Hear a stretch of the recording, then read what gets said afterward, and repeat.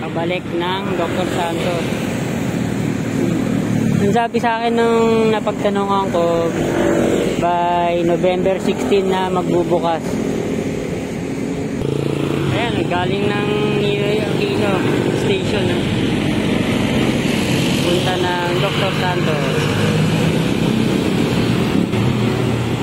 Medyo nakani siya, naka-tilt. Magandang araw po sa inyo. Ito naman, nasa ano tayo? Sa Parañaque, Sucat Road. Mag-update tayo ngayon ng LRT1 Cavite Extension. Puntahan natin ang NAIA Station at Dr. Santos Station.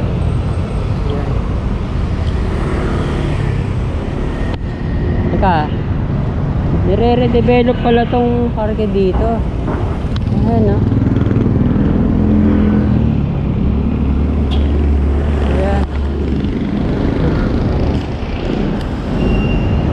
Kayang ano yan, redevelop na ginagawa dyan. Ayun, nagka-landscape na pala dun. Sa ilalim na ano, ng off-ramp. NAIA Expressway off-ramp.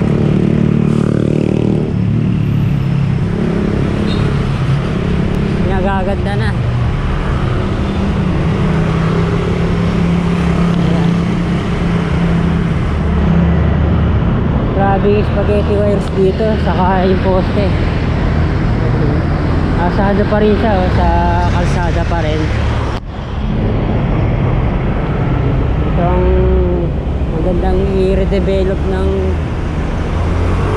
NNIC.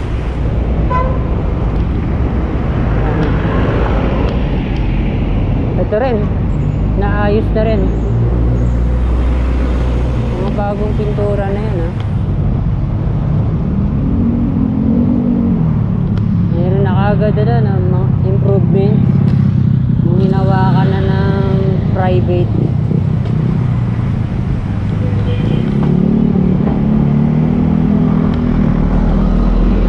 Ayan. Toll booth. Papuntang ano to, NAIA Terminal 1. Tama, papunta nga to. Mga bagong ano na yan, ha? Mga barriers saka bollards.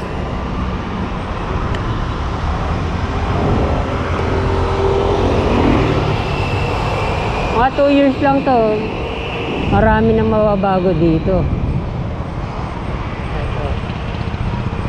Merong flyover. Ito yung kahawig naman ng ano, ng sa India flyover.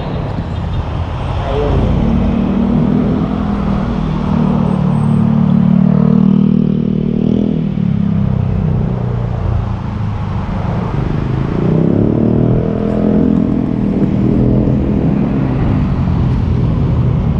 Nakalagay pa dun, NAIA T1 Arrival Departure. Ayun, kita ko na dito in Terminal 1.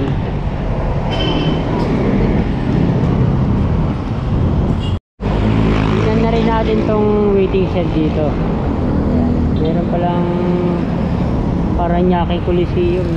Hindi ko alam kung ano to, ginagawa na. Nakalagay Parañaque Mega City by the Bay, soon to rise projects.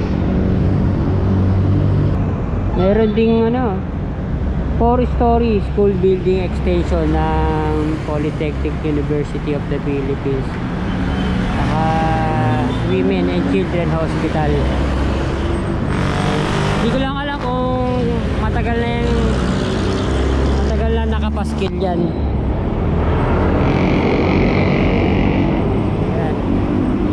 Gold City na ng SMDC. Parang ano rin to, ayusin na rin tong ano, mga kable dito. Naka ano na eh, nakalawlaw na. Sabi, napakalaking proyekto rin to ng SM. Ayan, SMDC, pinaka showroom nila.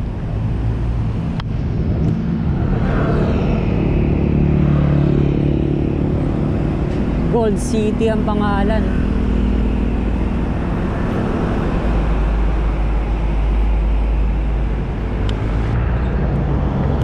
Tingnan lang natin ito. Ayan,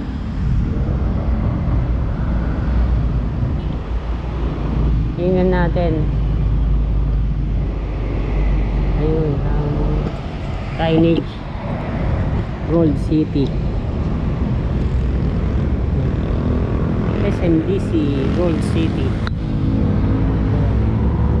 So meron na, pero ano pa rin, mga under construction pa rin.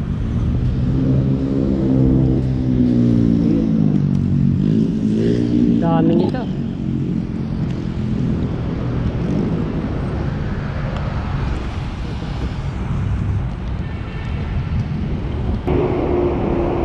Ito na, dito na ang NAIA station.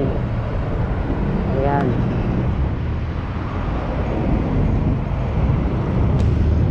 tingnan natin kung meron nagte-test run. May ano pa rin, may bakod pa rin.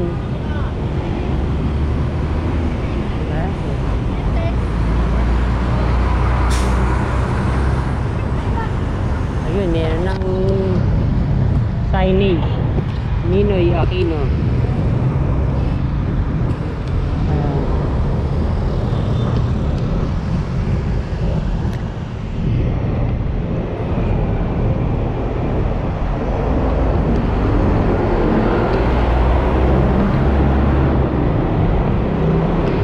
Meron pa mga bakod, saka hindi pa natatanggal, hindi pa naayos yung mga kable. Ayan, grabe. Kaganito yung mga kable dito. Ayan, ayun, nagte-test run galing ng Dr. Santos station. Dilaw ang kulay. Ano yan, no? Third generation. Diba ang fourth generation kulay orange. Pinaka stasyon ng Ninoy Aquino. Ayun, galing ng ano, ng Asia World.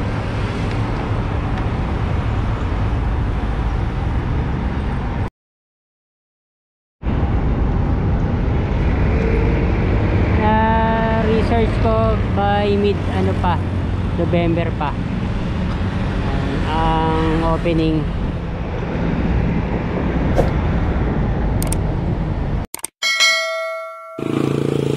Ayan, galing ng Ninoy Aquino station, punta ng Dr. Santos. Medyo nakano siya, oh, naka-tilt. Puntahan natin mamaya doon.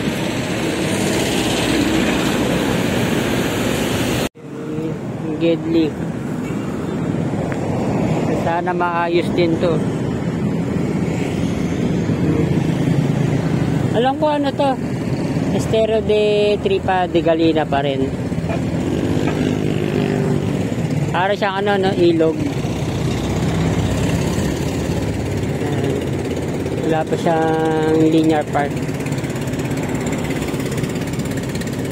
Dito na yung Burak.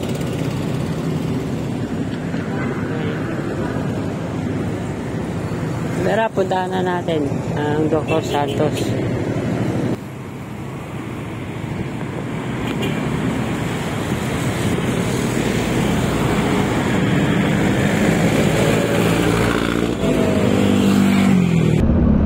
Kailangan na talagang Magbukas tong ano, LRT1. Napaka-traffic din dito.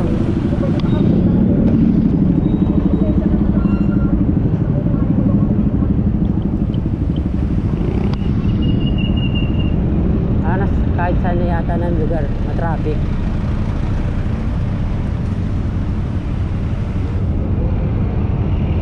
Victor Medina.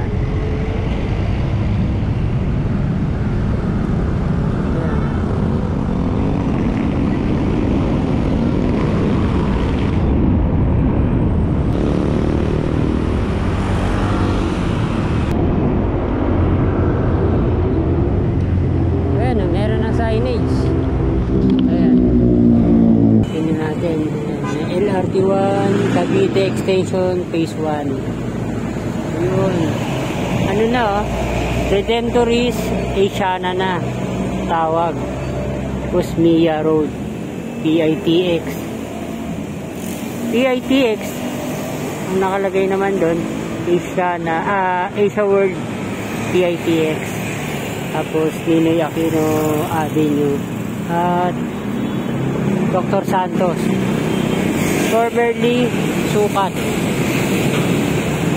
Ayan na. Lapit-lapit ng buksan talaga to. Ayan. Puntahan natin doon. Dito kumaanan na. Ibig ko na dyan mga kabayan. Truck na napakarami rin palang ano dito, mga sasakyan.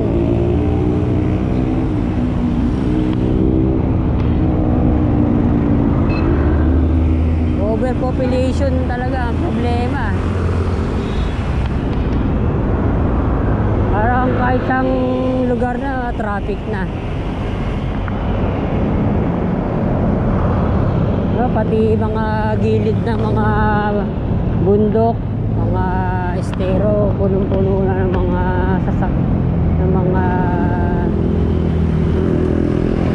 punong-puno na ng mga bahay, mga barong-barong.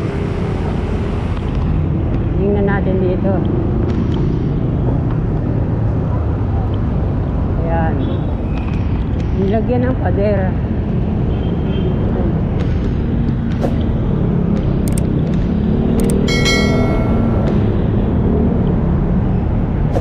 Sarado pa rin. Ako, laking lugar nito. Ayan. Ganda, may ano pa. May mga puno pa oh. Ayan, bagong kalsada oh, papunta ng Dr. Santos.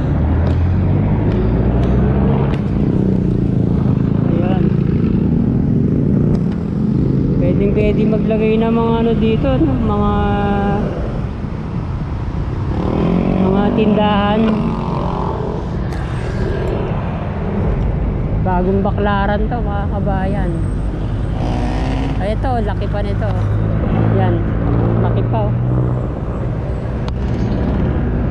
Makagawin ano yan, no? Tiangge.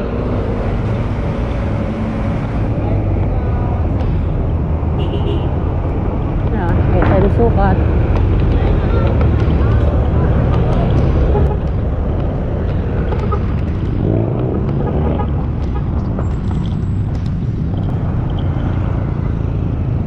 CP Garcia Extension. Ayun. At dito sa ilalim ang daming ano, daming mga karinderya. Terminal ng tricycle.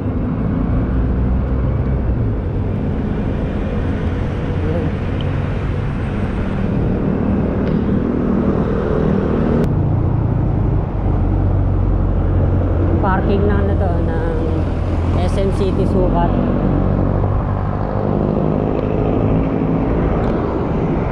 Ayan, Villar City na.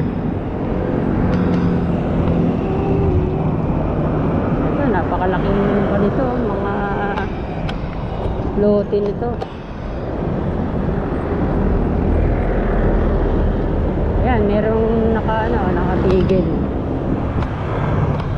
Yeah. Ayan. Mabagal lang. Saka walang sakay. Ayun ang Dr. Santos Station. Grabe, ang laki pa nitong lugar na to. Sa likod ng SM City Sukat. Dito dadaan ng mga papuntang Dr. Santos Station. Saka dun pa. Meron pa dun. Merong ano dito. May transportation hub. Yan. May mga ano dun eh. May mga bubong. Ito na. Yan. Galing ng Dr. Santos Station.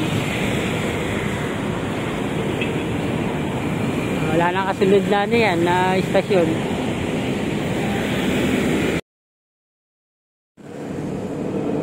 Yan. Kulay ano to, orange. Ito na yung ano, mga kabayan, 4th generation na tren.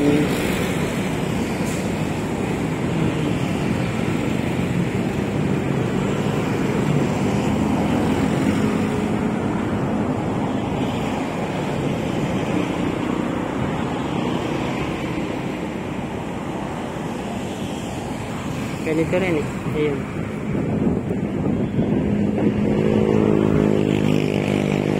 Thank you for watching mga kabayan.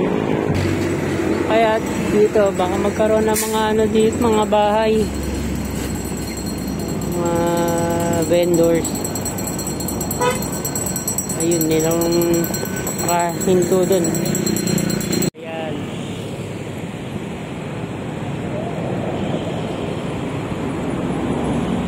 Dr. Santos Station.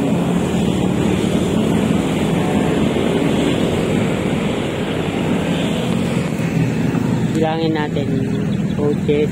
1, 2, 3, 4, 5, 6, 7, 8.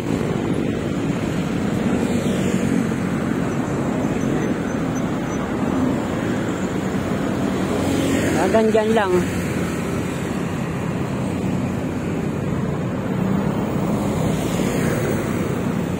Ipit natin.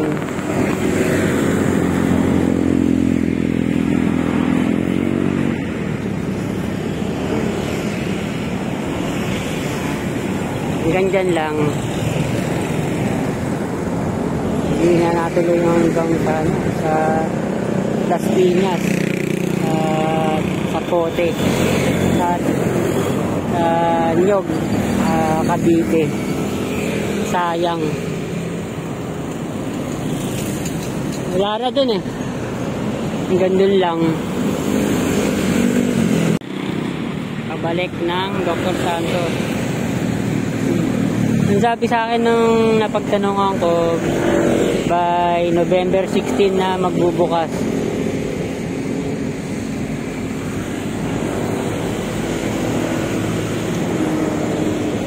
Yan.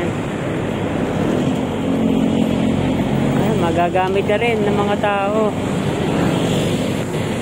Natin kung mababawasan talaga yung mga sasakyan na. Ito yung pinakadulo.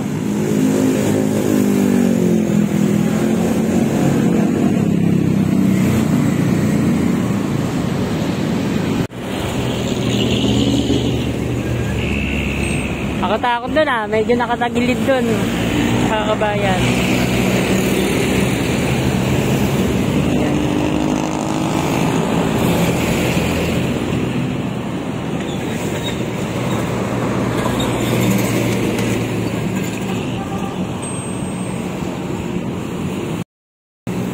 Panay na panay ang ano, test runs.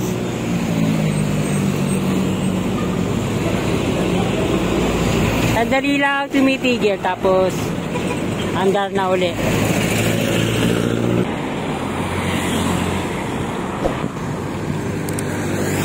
meron nga lang tumatawid. Ayan, punta ng Asia World PITX.